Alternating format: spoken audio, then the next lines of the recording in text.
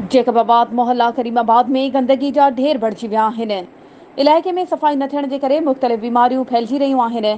इन हवाले सां ॾिसूं था जैकबाबाद मां जमील गुल फ़हीम जी हीअ रिपोर्ट।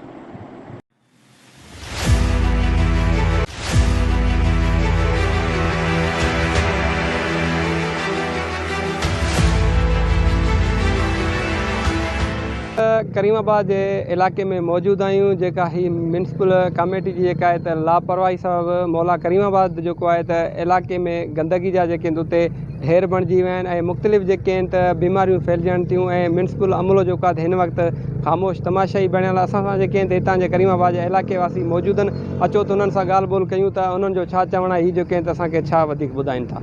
साईं, वॾी महिरबानी असांजे चूंडियल नुमाइंदनि जी, जंहिंखे असां हिते खटरायो त आहे, लेकिन हिन ॾींहं ते अञा ताईं कोई ज़ाहिर ई कोन थियो आहे। डॉक्टर साहब खे असां खटरायो आहे, ग़ुलाम क़ादिर साहब खे जे विज़िट ई कोन कयो आहे। असां हेतिरे बारिशनि में असांजूं जॻहियूं टुटी पियूं आहिनि, असांखे को निकाल ई कोन्हे। को बारिश जो पाणी मुसलसल महीनो थी वियो आहे, अञा ताईं पाणी बीठो आहे थियो।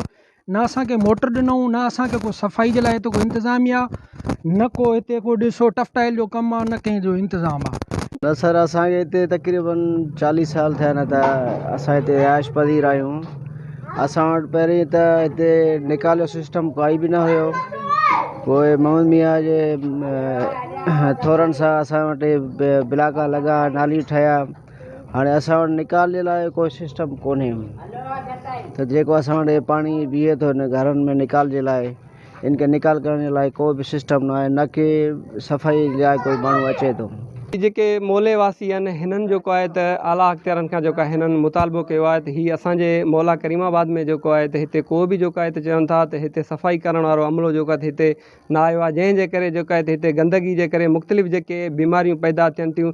हिननि जो चवणु आहे त असीं मीर एजाज़ ख़ान जखराणी ऐं ॿिया जेके बि वस वारा आहिनि, असीं उन्हनि खां जेको आहे त मुतालबो कयूं था त हिन करीमाबाद इलाइक़े जो जेको आहे त नोटिस वरितो वञे ऐं जेको आहे इलाइक़े में सफ़ाई कराई वञे, जीअं हीअ जेके इलाइक़े वासी जेके आहिनि त हीअ जेके आहिनि त मुख़्तलिफ़ जेके आहिनि त बीमारी खां बची सघनि। कैमरा टीम सां गॾु जमील गुल फ़हीम, CN न्यूज़, जैकबाबाद।